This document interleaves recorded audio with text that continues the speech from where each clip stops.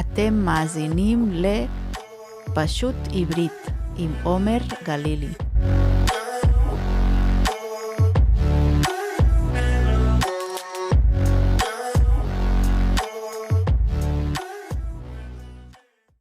שלום לכם, מאזינות ומאזינים יקרים. מה קורה? אני מקווה מאוד שאתם במצב רוח טוב, והכל איתכם מצוין. אז ברוכים הבאים לפרק מספר 21, והיום נדבר על ישראל ואיראן.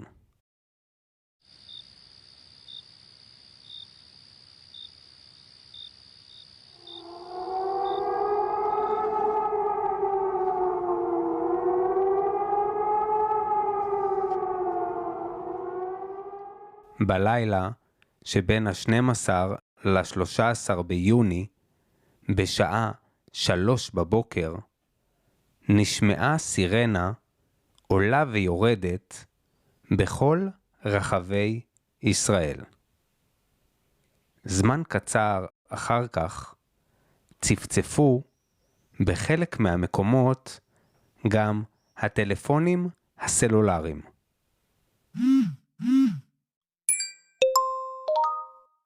מי שהתעורר ופתח את הטלפון שלו, קיבל הודעה שנשמעה בערך ככה. התרעת חירום חמורה ביותר.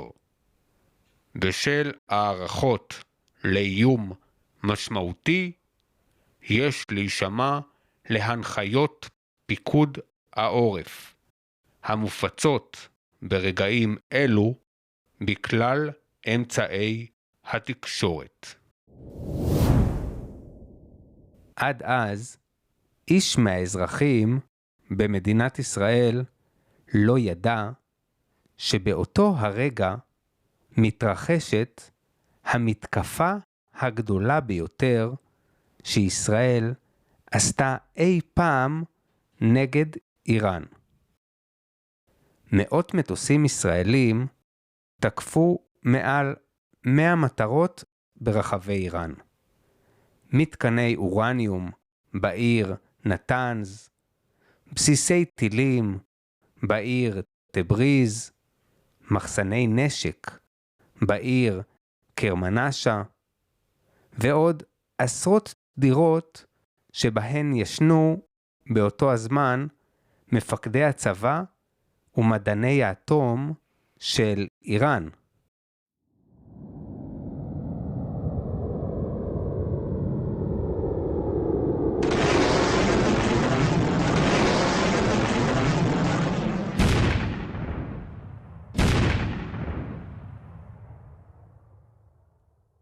המתקפה לא הייתה רק מהאוויר.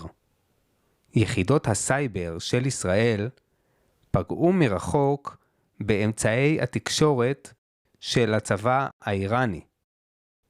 ועל הקרקע, זאת אומרת על האדמה בתוך איראן, פעלו סוכני מוסד שהפעילו טילים מדויקים ורחפני נפץ שפגעו במערכות ההגנה האיראניות.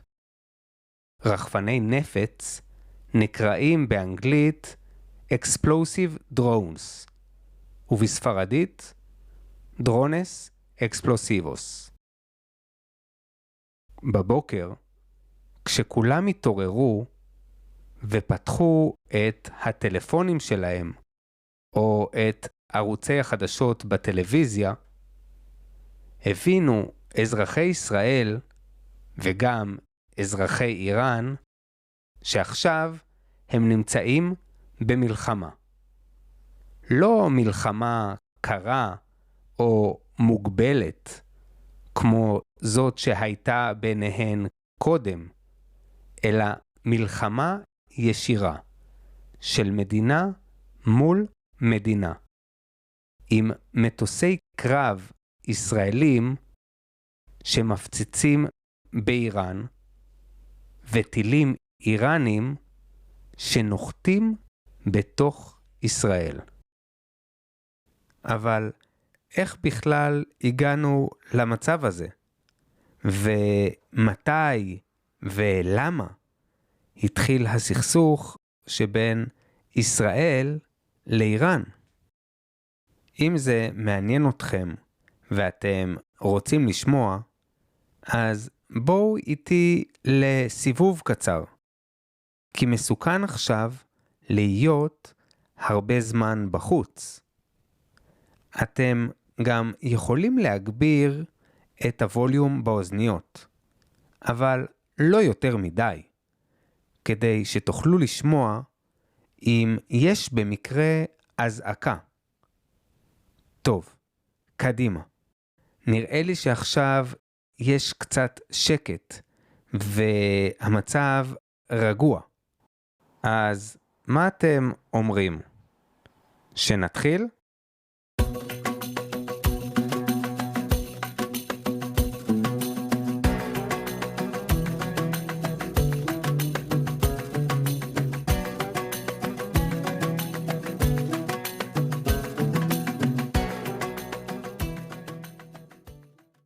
זה אולי נשמע היום כמו איזה סוג של פנטזיה או משהו לא אמיתי, אבל עד לפני קצת יותר מ-40 שנה, היחסים בין ישראל לאיראן היו דווקא קרובים מאוד.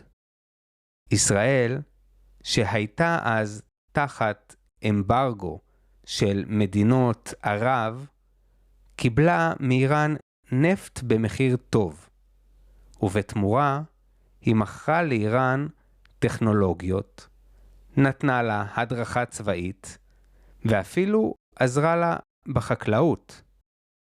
ואולי תתפלאו לשמוע שחוץ מעסקים הייתה גם תיירות, ולפחות פעם ביום הייתה גם טיסה ישירה בין ישראל לאיראן. כדי להבין את החיבור שבין ישראל לאיראן, צריך להסביר קודם מה שונה באיראן משאר המדינות המוסלמיות שבמזרח התיכון. דבר ראשון, איראן היא לא מדינה ערבית, אלא מדינה פרסית. זאת אומרת שמדברים שם בפרסית ולא בערבית, וגם התרבות וההיסטוריה שלהם היא שונה לגמרי. וחוץ מזה, איראן היא מדינה מוסלמית שיעית, ורוב המדינות במזרח התיכון הן מדינות סוניות, והיחסים בין הסונים לשיעים הם לא מי יודע מה. וזה לא משהו חדש. את האמת שזה ישן כמעט כמו האסלאם עצמו. כי ממש אחרי שמוחמד, נביא האסלאם, נפטר ממחלה ומת, שני הצדדים, גם הסונים וגם השיעים, נלחמו אחד בשני בשאלה מי זה שצריך להחליף אותו.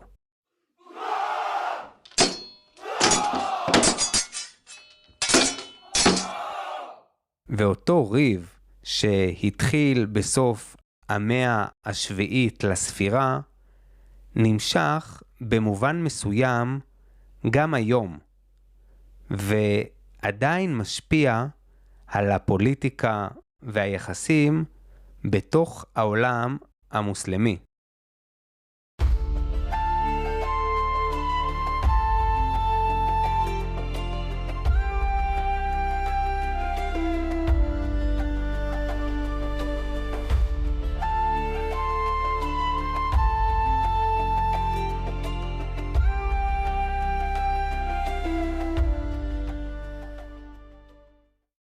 בשנת 1925 הפכה איראן למונרכיה. זאת אומרת שהיא נשלטה על ידי מלך. למלך הראשון קראו רזה שאה פהלוי. שאה בפרסית זאת מילה שמציינת תואר של קיסר או של מלך. השאה הראשון רצה להפוך את איראן למדינה מודרנית וחילונית. זאת אומרת, לא מדינה דתית, כמו שהייתה אז טורקיה של אטאטורק. אז הוא שינה את השם מפרס לאיראן, והוריד את הכוח של אנשי הדת. הוא גם בנה אוניברסיטאות וקידם זכויות של נשים, ואת השינוי הזה המשיך גם הבן שלו, ששלט אחריו משנת 1941.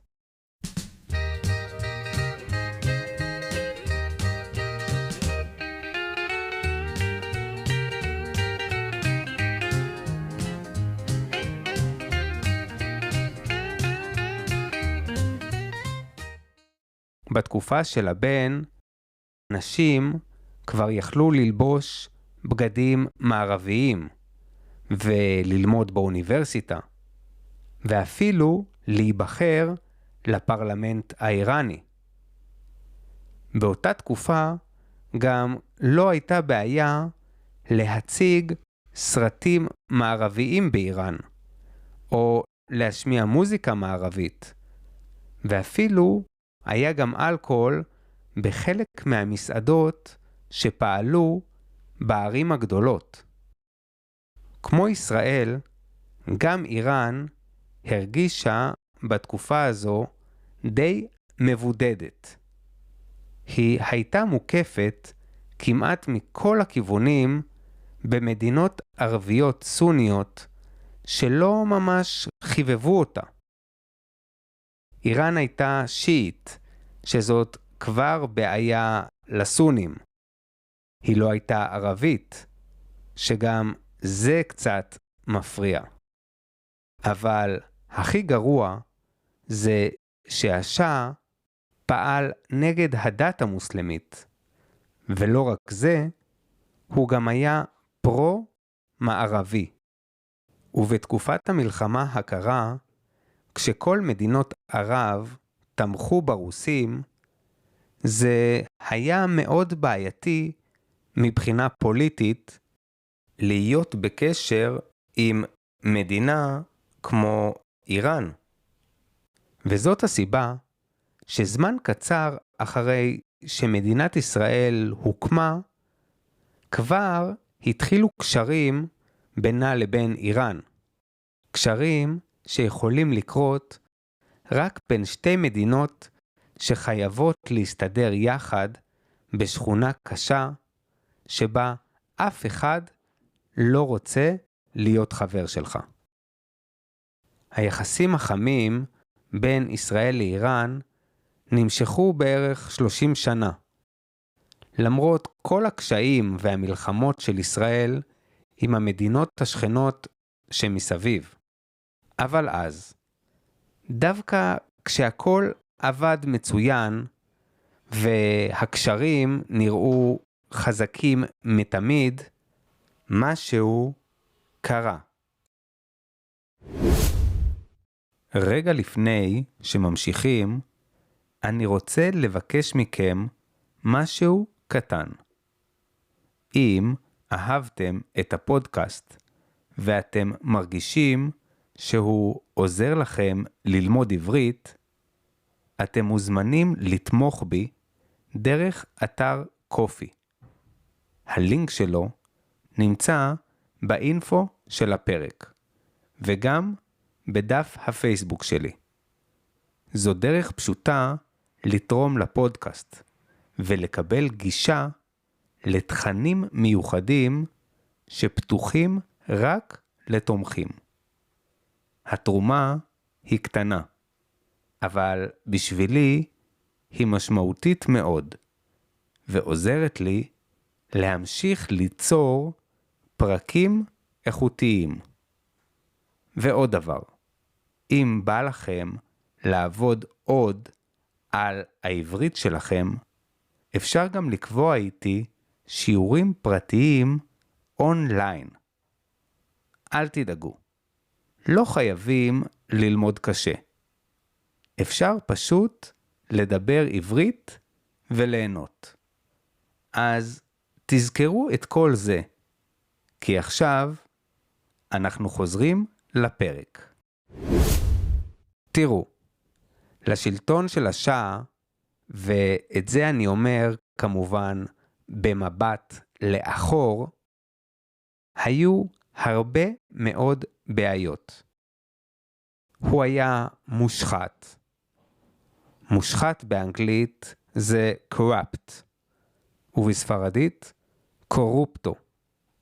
והפערים, זאת אומרת ההבדלים בין האוכלוסייה העשירה באיראן לשאר האזרחים, היו ענקיים. הם היו פערים שלא קשורים רק לכסף ולסיכוי הקטן שלך להצליח בחיים אם המשפחה שלך לא מחוברת לשלטון. הפערים גם היו סביב השאלה של איך המדינה בכלל צריכה להתנהל, ומה התפקיד שיש לדת בתוך איראן. גם אז, כמו היום, האנשים לא בדיוק יכלו להגיד מה הם באמת חושבים. כי כל מי שדיבר או הפגין נגד השאה, הפך בבת אחת לאויב, ולמטרה של הסבק, שהייתה אז המשטרה החשאית של איראן.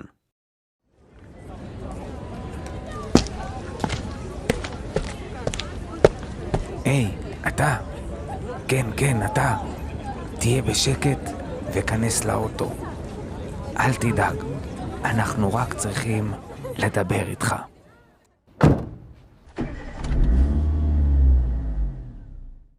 אחד המתנגדים הכי גדולים שהיו לשלטון היה מנהיג דתי שקראו לו אייתולה רוחאללה חומייני.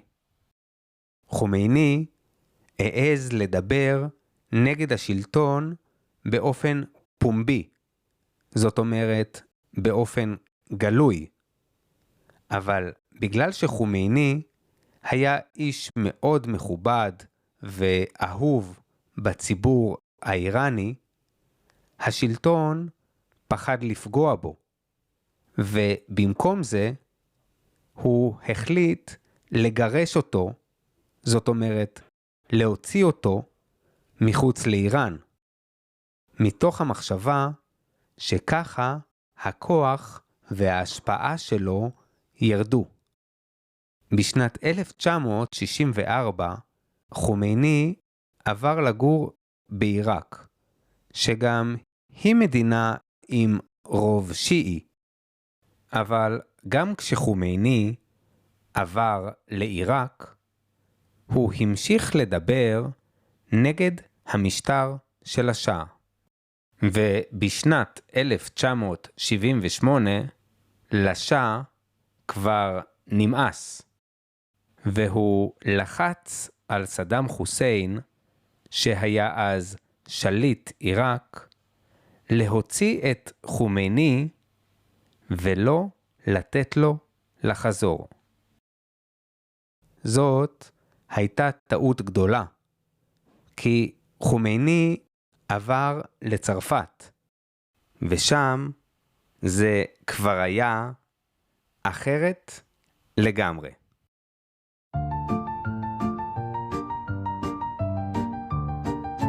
Profiteroles et macarons, des baguettes et des croissants, des brioches dorées aux tartelettes sucrées. Chaque matin, il crée des rêves à croquer. Pain au chocolat danse sur son comptoir. Les brioches chantent l'histoire de son savoir. צרפת זה לא עיראק. כן, אני יודע שגם אתם בטח שמתם לב לזה. אבל אני לא מתכוון לזה שבצרפת אפשר לפתוח את הבוקר עם קרואסונים, או ללכת לטייל בפריז בסדרות השאנזליזה. אני מתכוון לזה שבצרפת חומייני כבר לא היה תחת פיקוח צמוד של המשטרה החשאית העיראקית. בצרפת חומייני באמת יכל להגיד מה שהוא רוצה, ולא לפחד שיום אחד יעשו לו משהו.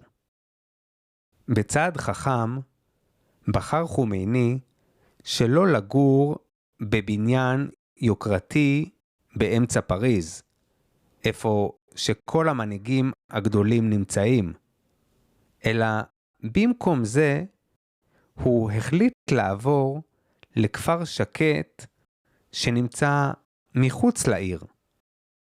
ושם, מתוך בית קטן, הוא הקליט את האידיאולוגיה הקיצונית שלו לתוך קלטות טייפ של פעם.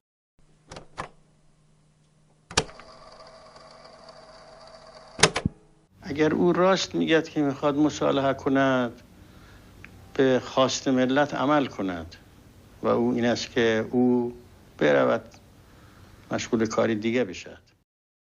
המעבר לצרפת גרם לחומייני להגיע לעוד אנשים שקודם בכלל לא הכירו אותו.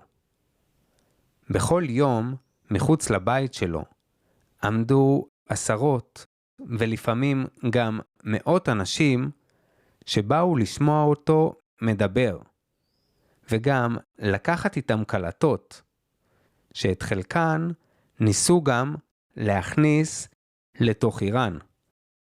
הסיפור של מנהיג קריזמטי שיושב על מזרון דק בבית קטן מחוץ לפריז ומדבר נגד העולם המערבי וההשפעות הרעות שלו על המזרח, תפס כמובן את תשומת הלב של עיתונאים מכל רחבי העולם.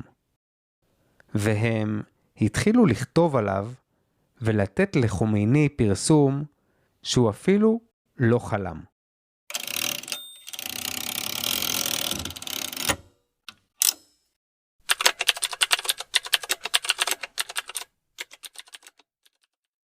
כמה חודשים מאוחר יותר, אחד העיתונים הגדולים באיראן פרסם כתבה קשה נגד חומייני.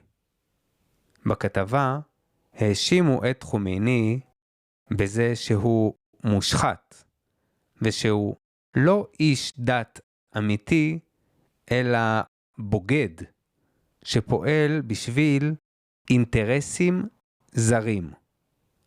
בוגד באנגלית זה טרייטור, ובספרדית טריאדור. הכתבה גרמה באיראן לכעס גדול, והמון אנשים יצאו החוצה כדי להפגין.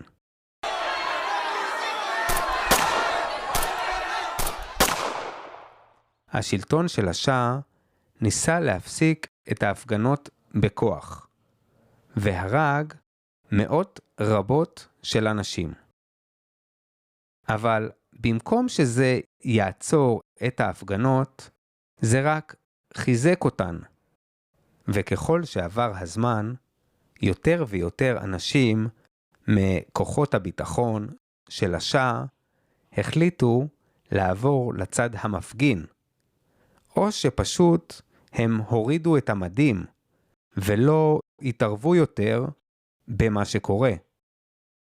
שנה אחרי שהכל התחיל, השלטון באיראן כבר כל כך נחלש שהשאה פשוט החליט לברוח כדי להציל את עצמו. ו3 שבועות אחרי שהשאה ברח יחד עם אשתו במטוס פרטי, חזר חומייני לאיראן, ושם הוא התקבל בקריאות שמחה של מיליוני אנשים.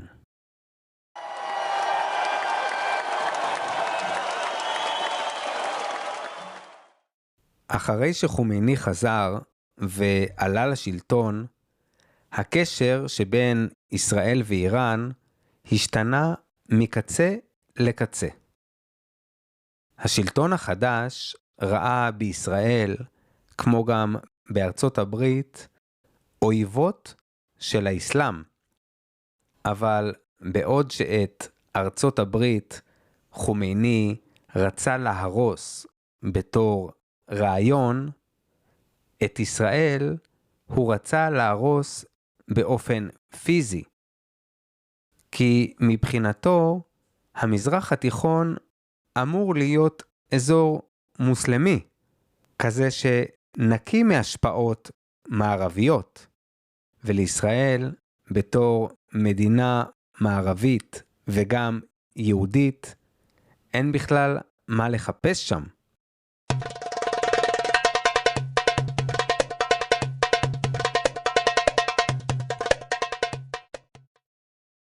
אחד הצעדים הראשונים במדיניות האנטי-ישראלית של חומייני היה לתת את מבנה השגרירות הישראלית בטהרן לאש"ף. אש"ף זה ראשי תיבות של ארגון לשחרור פלסטין, ובאנגלית הוא נקרא PLO, Palestine Liberation Organization. אבל זאת הייתה רק ההתחלה. כי כמה שנים מאוחר יותר, כשישראל נלחמה בתוך לבנון, איראן החליטה להתערב. היא הקימה בלבנון ארגון שיעי בשם חיזבאללה. חיזבאללה הוא ארגון עם אידיאולוגיה איראנית, לא לבנונית, ואיראן נתנה לו כסף, הדרכה ונשק כדי שילחם בישראל, וגם כדי שיחזק את הכוח הפוליטי והצבאי של המהפכה האסלאמית של חומייני בתוך לבנון ובאזור כולו.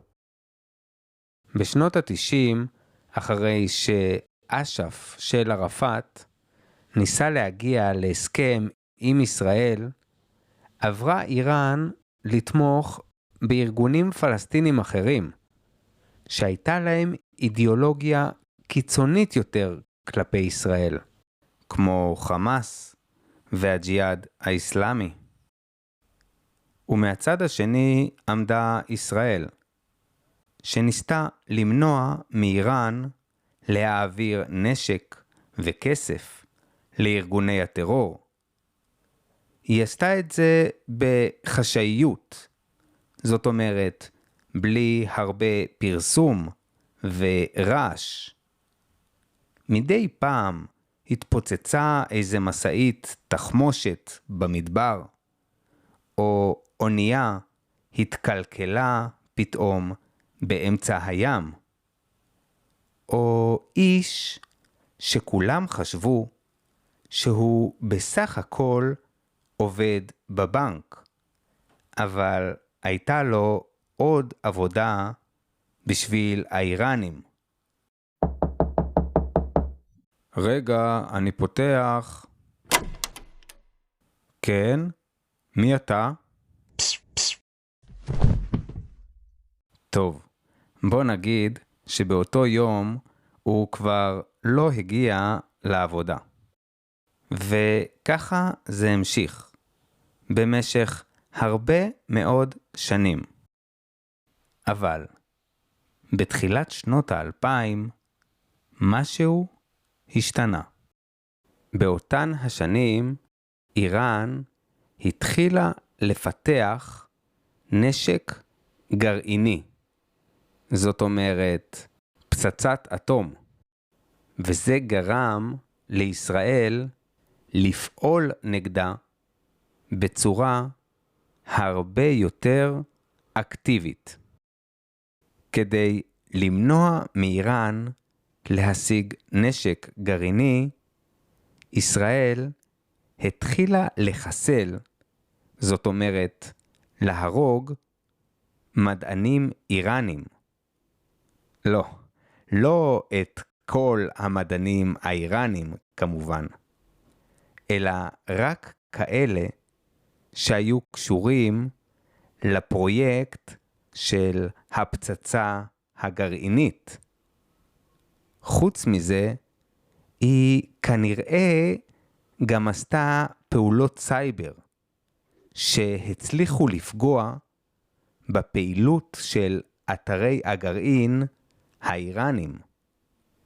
ולמה אני אומר כנראה? כי ישראל אף פעם לא הודתה בכל הדברים האלה. היא אף פעם לא לקחה עליהם אחריות. אבל כל הפעולות שישראל עשתה, או שאחרים אומרים שהיא עשתה, לא הצליחו באמת לעצור את פרויקט הגרעין האיראני, אלא הם רק עיכבו אותו. זאת אומרת, רק האטו אותו. והפרויקט של איראן להשיג פצצה גרעינית שמאיימת על ישראל המשיך קדימה.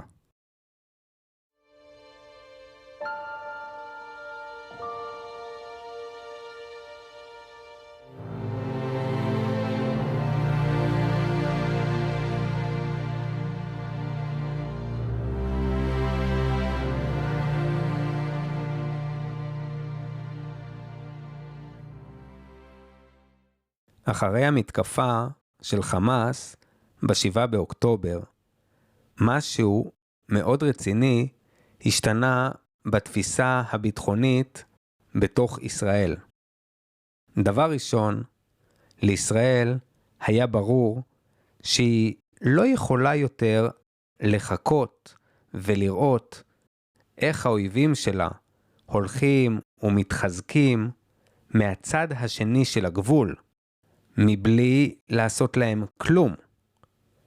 ודבר שני, היה לישראל ברור שגם איראן מעורבת במתקפה של חמאס, אפילו אם היא בעצמה לא נתנה את האישור.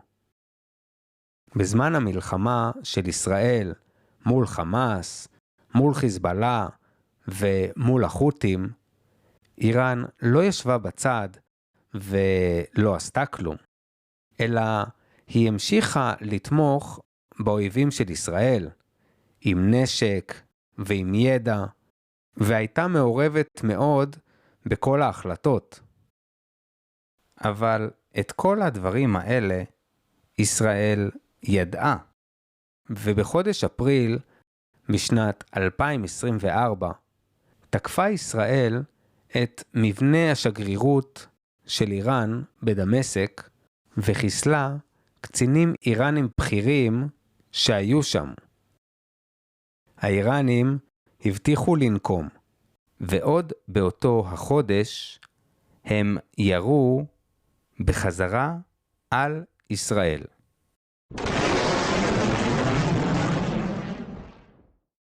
זאת הייתה הפעם הראשונה שאיראן הייתה זו שיורה בעצמה על ישראל, ולא משתמשת באחד מהפרוקסים שלה. והאיראנים לא ירו סתם, הם רצו להראות לישראל וגם לשאר העולם מה הם יכולים לעשות. אז הם ירו על ישראל מאות טילים בליסטיים, וגם שלחו מאות מטוסי נפץ שהיו אמורים להתפוצץ בתוך ישראל. אבל למתקפה הזאת ישראל הייתה מוכנה, והיא גם לא הייתה לבד.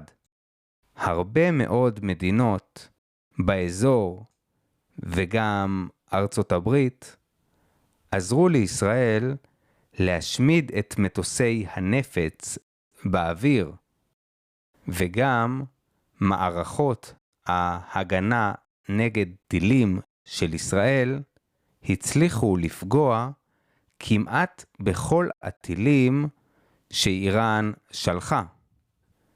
ככה שבסופו של דבר המתקפה של האיראנים לא בדיוק הצליחה כמו שהם חשבו, כי אף אדם לא נהרג מהמתקפה הזאת, וגם היו מעט פגיעות של טילים שלא גרמו להמון נזק. אבל בקלות זה יכל להיות אחרת, כי כמות הטילים ומטוסי הנפץ שאיראן ירתה על ישראל הייתה מטורפת, ובגלל זה ישראל החליטה להגיב בחזרה, ופוצצה מערכת הגנה אווירית ששמרה על אחד ממתקני הגרעין האיראני. לחלק זה נשמע משהו מאוד קטן, במיוחד אחרי מה שהאיראנים ניסו לעשות לישראל. אבל היה כאן מסר.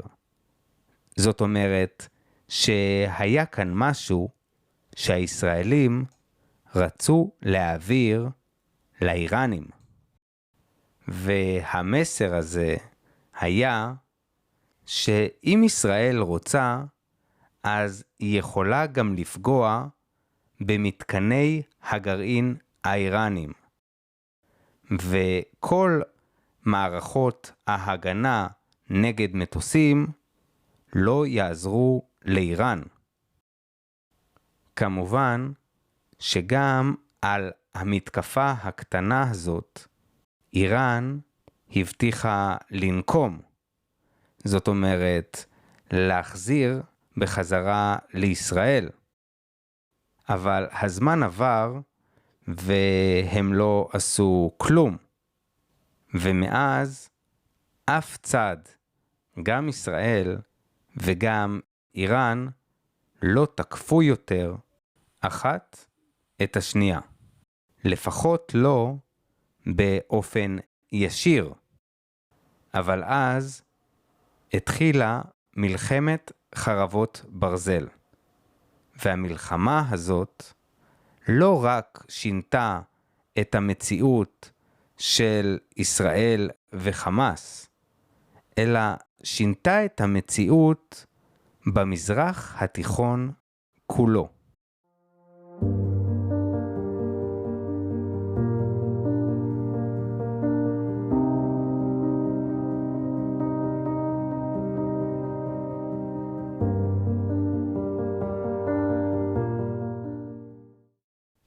מלחמת חרבות ברזל נמשכת כבר למעלה משנה ו8 חודשים.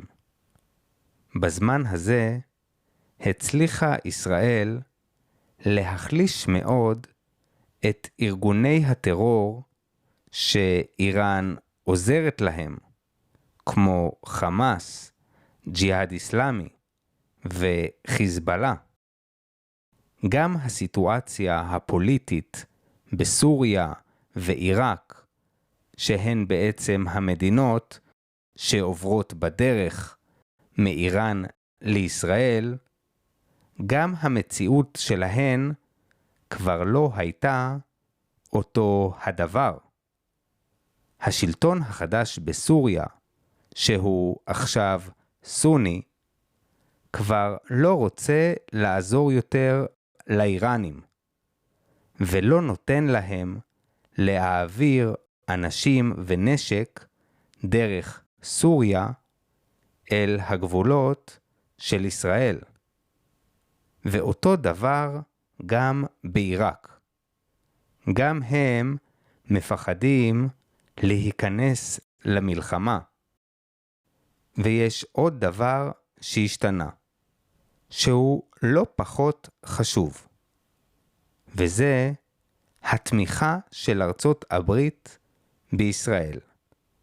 שאומנם תמיד היא הייתה קיימת, אבל נראה שבניגוד לנשיאים אמריקאים קודמים וגם מנהיגים אירופאים, דונלד טראמפ באמת שלא מוכן לראות את איראן הופכת למדינה גרעינית. אז מה זה אומר בעצם? שעכשיו באמת נוצרה הזדמנות שלא הייתה קודם, ושאולי גם לא תחזור יותר.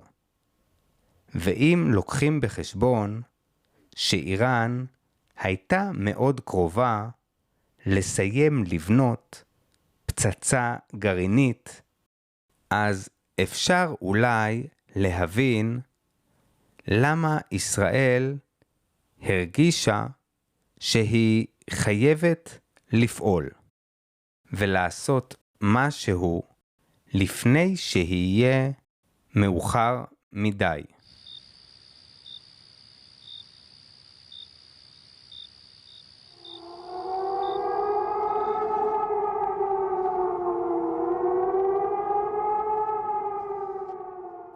ואז, בלילה שבין ה-12 ל-13 ביוני 2025, בשעה 3 לפנות בוקר, נשמעה סירנה עולה ויורדת בכל רחבי ישראל. ותוך זמן קצר כולם הבינו שהתחילה עוד מלחמה. מלחמה שעכשיו בדיוק בסוף הקלטת הפרק נכנסה להפסקת אש. וקשה לדעת מה באמת יהיה הסוף שלה. האם הפסקת האש תימשך לאורך זמן, או שבקרוב יתחיל סיבוב לחימה נוסף. אבל אני טיפוס אופטימי, ואני חושב שיש סיכוי, גם אם קטן, שמתוך הקונפליקט הזה יצא בסוף משהו טוב. לא רק בשביל ישראל, אלא גם בשביל אותם איראנים שחיים כבר המון שנים תחת המשטר הדיקטטורי. ואולי יום אחד, בעתיד הלא מאוד רחוק, ישראל ואיראן יחזרו להיות חברות טובות, ממש כמו פעם, וכולנו נוכל לטוס לשם ולהגיד סוף סוף שלום.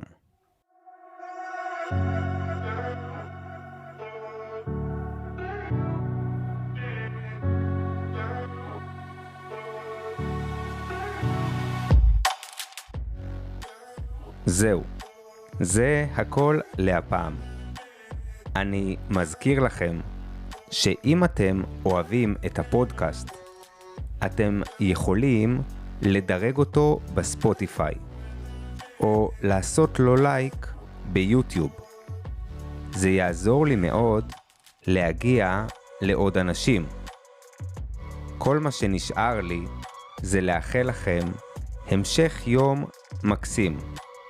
וכמו תמיד, אנחנו נתראה בקרוב בפרק הבא של פשוט עברית.